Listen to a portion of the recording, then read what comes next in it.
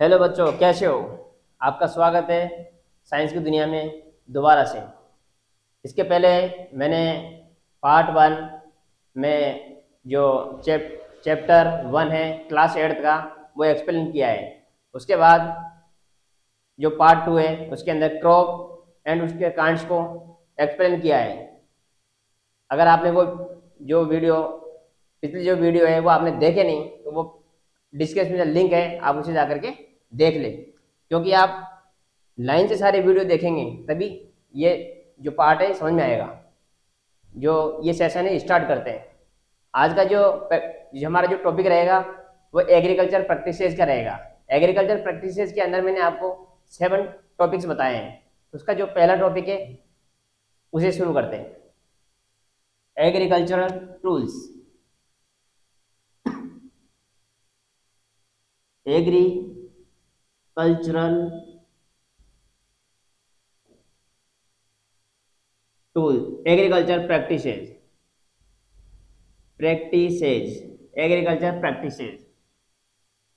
Agriculture practices का जो first topic है वो है preparation of soil.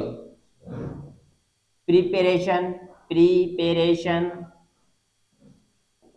Of soil preparation of soil preparation of soil के अंदर क्या जानेंगे, क्या होता है इसके अंदर।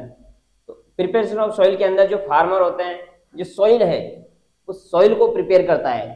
सॉइल में प्रिपेयर करने के लिए क्या होता है, क्योंकि जब पहले जो उसने फार्मर ने जो पहले जो क्रॉप ग्रो करवाई होगी उसमें क्या, तो उसमें क्या पहले के प्लांट होंगे या जो सॉइल है वो मजबूत हो गई होगी, तो उसके लिए उसको क्या करना होगा, उसको लूज करना होगा, सॉइल को उसको टर्न ऑन करना होगा।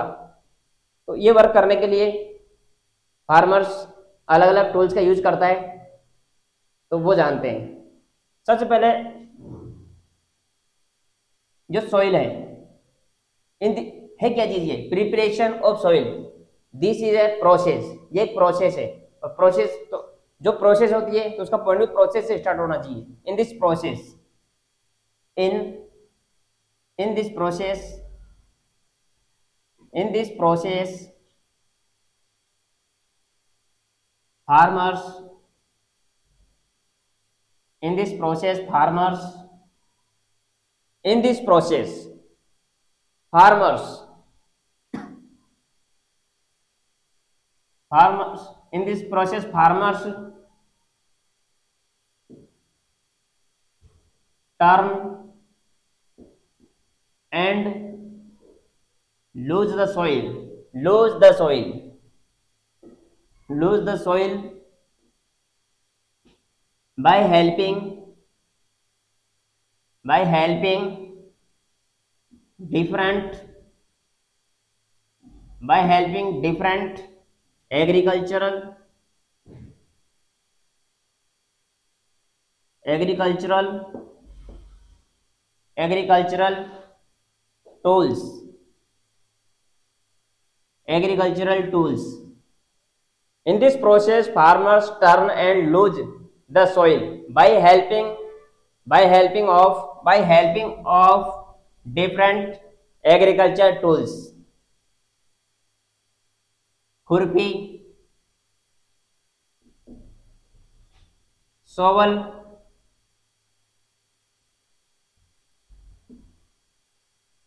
plow,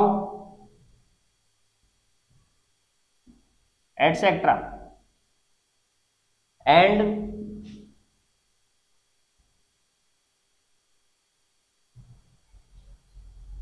in this process farmers turn and lose the soil by helping of different agricultural tools and some specific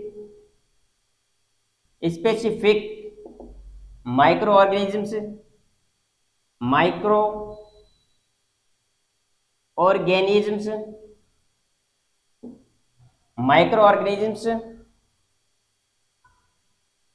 such earthworm,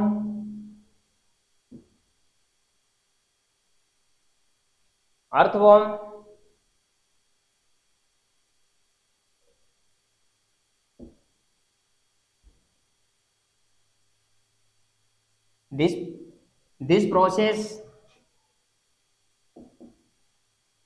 process is called preparation of soil, preparation of soil। तो होता क्या है इसमें कि जो farmer होता है, तो इतना सारा समझ में नहीं आ रहा होगा, लेकिन इसमें है क्या, जो सोइल है, इस सोइल का क्या किया, इसको एक तो टर्न किया गया। टर्न मतलब कई तरह के औजार होते हैं, तो सोइल को क्या करते हैं, टर्न करते हैं, कभी उसको पलटते हैं, इधर उधर करते हैं, उससे क्या होता है, सोइल क्या होती है, लूज हो जाती है। सोइल को लूज करते हैं, टर्न करते हैं, और क्या करते हैं, लूज करते हैं सोइल को। और लूज करने के लिए क्या करते हैं, वो डिफरेंट तरह के टूल्स लेते हैं, जो एग्रीकल्चर टूल्स के नाम से बोलते हैं उनको। तो अलग अलग टूल्स लेते हैं, उसमें क्या करते हैं, ये टूल्स भी यूज में लेते हैं, और माइक्रो ऑर्गेनिज्म भी यूज में लेते हैं, माइक्रोब्स भी बोल सकते हैं, माइक्रोब्स। तो टूल्स और माइक्रोब्स का यूज करते हैं। सॉइल को जो टर्न और लूज करते हैं, ये उसके लिए ये टूल्स और माइक्रोब्स का यूज करते हैं। और मैंने इसके अंदर यही लिखा है, जो सॉइल है उसको टर्न किया जाता है, लूज किया जाता है, डिफरेंट एग्रीकल्चर टूल्स से किया जाता है। एग्रीकल्चर टूल्स के नाम लिखे हैं, और सब स्पेसिफिक माइक्रो ऑर्गेनिज्म होते हैं, जिसमें एक एग्जांपल दिया है मैंने, earthworm. This process is called preparation of soil. और जो माइक्रोब्स होते हैं, microbes are the friend of the farmers. Microbes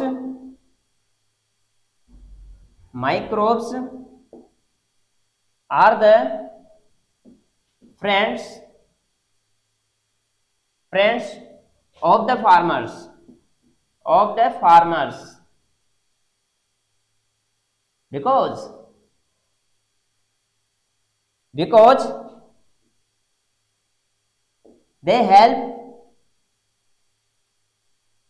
of the farmers because they help of the farmer farmers of his works। जो microbes होते हैं वो farmers के friend होते हैं। क्यों?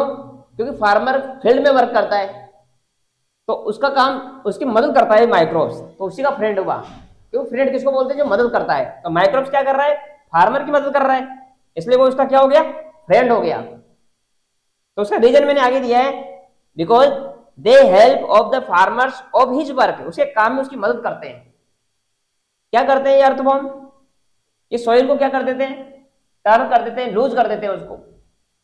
करते क्या है, ये जो फील्ड के अंदर बहुत सारे अर्थवॉर्म होते हैं, वो क्या करते हैं, मिट्टी को मुंह में लेते हैं और पीछे से निकालते रहते हैं। तो पूरी मिट्टी को ऐसे निकालते रहेंगे तो पूरी मिट्टी क्या हो जाएगी, लूज हो जाती है।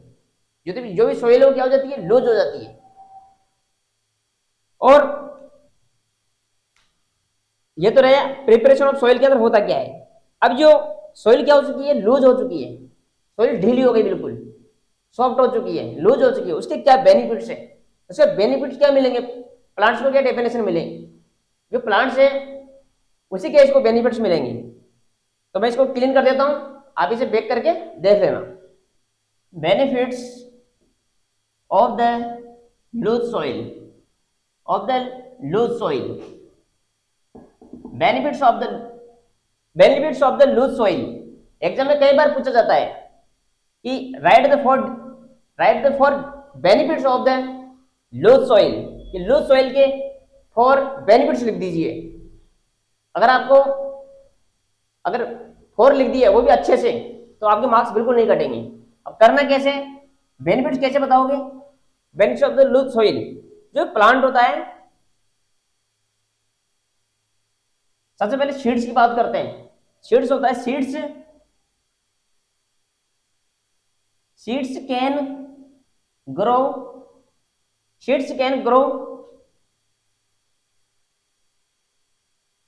in loose soil easily। जो सीड्स है उसे जब सोइल में जब गाड़ दिया जाता है उसको, तो seeds can grow in loose soil easily. वो इजीली ग्रो कर पाता है। क्यों कर पाता है, क्योंकि सोइल क्या है, बिल्कुल लूज है, टाइट रहेगा तो ग्रो नहीं कर पाएगा। उसके बाद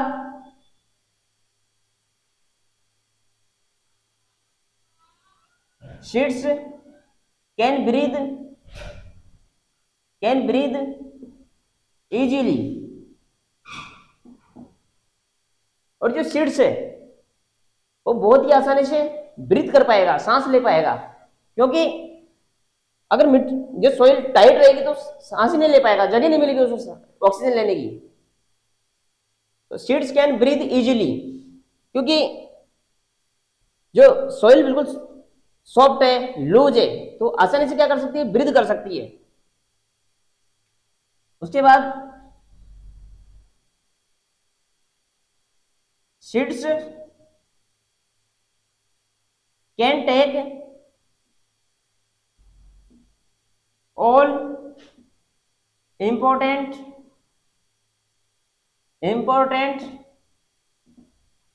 nutrients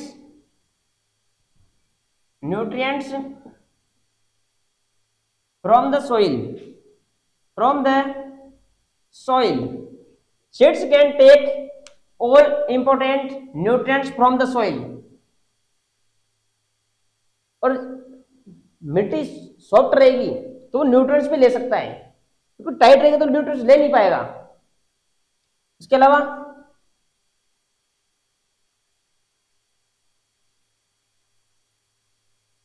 plants, roots of the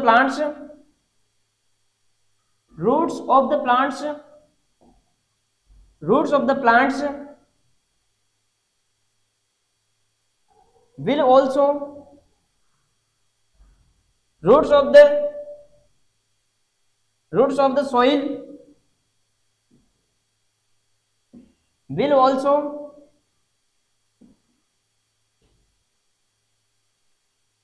penetrate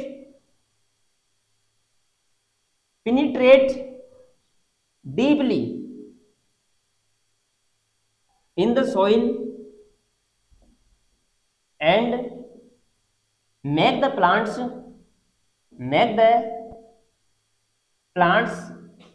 stable in